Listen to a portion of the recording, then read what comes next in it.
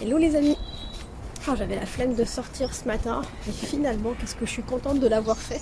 Il fait bon, c'est trop bien, c'est agréable. Alors aujourd'hui moi je voulais vous parler d'un comportement que je trouve étrange. C'est sur la route, il y a des gens qui vous doublent, qui veulent pas vous laisser passer quand les gens se resserrent les uns les autres sur une seule voie et que sinon moi je passerai le premier, non c'est moi qui passerai en premier, non c'est moi. Il y en a même qui font des doigts d'honneur parce qu'ils sont contents d'être passés devant. C'est un truc de fou. Et puis, à pas se laisser passer les uns les autres, à vouloir se doubler absolument.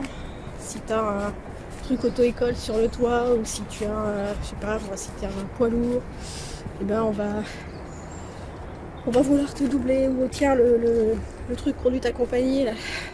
Chaque fois, les gens vont absolument doubler ce genre de véhicule en se disant que de toute façon, ils vont être lents.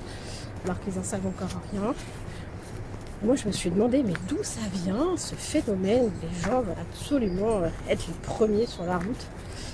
Moi, je me demande si c'est pas dû au système scolaire.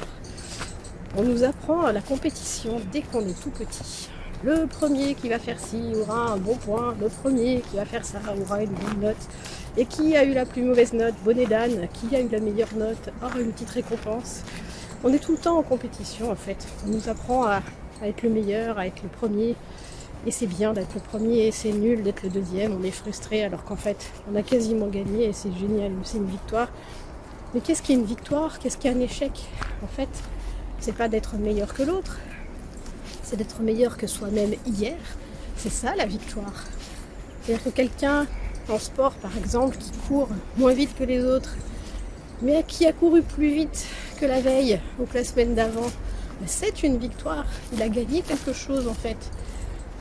Et en fait, cette éducation qu'on reçoit nous pousse à nous écraser les uns les autres, à vouloir être meilleurs que l'autre systématiquement.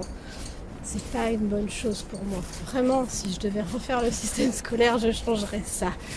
Vraiment, il y a des caractères, des personnes qui ont des caractères même tout jeunes à aider l'autre. D'autres qui sont très compétitifs et qui vont vouloir écraser l'autre pour gagner. Mais on devrait enseigner aux jeunes enfants, non, si tu vois que ton camarade n'y arrive pas, aide-le, arrête-toi et aide-le. On s'en fout d'être le premier en fait. Ce qu'il faut c'est être meilleur, se renforcer, se perfectionner. Mais être meilleur que l'autre, qu'est-ce qu'on s'en fout en fait? Dans la vie, est-ce que ça aide d'être meilleur que l'autre? Est-ce qu'on se sent mieux quand on a écrasé les gens toute la journée pour bien se faire valoir finalement? En tout cas, moi, ça me parle pas. Hein. Certainement, si quelqu'un d'entre vous a l'esprit compétitif, expliquez-moi ce que ça vous apporte d'être meilleur que l'autre, plutôt que meilleur que vous-même.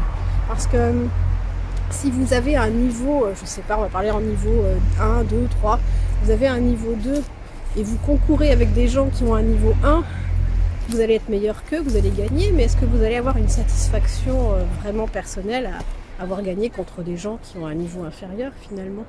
Est-ce que c'est intéressant? Ou est-ce que c'est pas plus intéressant de courir plus vite que la veille? Enfin, je sais pas, c'est quoi la réussite selon vous à ce niveau-là? Mais en tout cas, sur la route, waouh, ça se voit, c'est clair comme de l'eau de roche, hein, on nous a vraiment appris à écraser l'autre pour passer devant. Vraiment, ça se ressent fortement sur la route. Ça donne des comportements de dingue, des comportements complètement étranges. C'est pas une course, on part pas tous du même endroit et on va pas tous au même endroit. Alors, doubler l'autre, alors que ça se trouve, dans 200 mètres, il va partir à droite et il nous gênera pas sur la route. Alors, vraiment, si on est pressé, finalement, fallait partir plus tôt. Et puis être en retard de 5 minutes à un rendez-vous au boulot, c'est peut-être pas la mort non plus, quoi. Enfin, il y a pire dans la vie. Après, ça dépend des circonstances, mais voilà, faut que ce soit des moments assez rarissimes où c'est super important d'être à l'heure.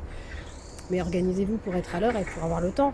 Mais en plus, on se met en danger sur la route quand on essaye de doubler. Moi, je vois des gens qui doublent dans un virage avec une ligne blanche.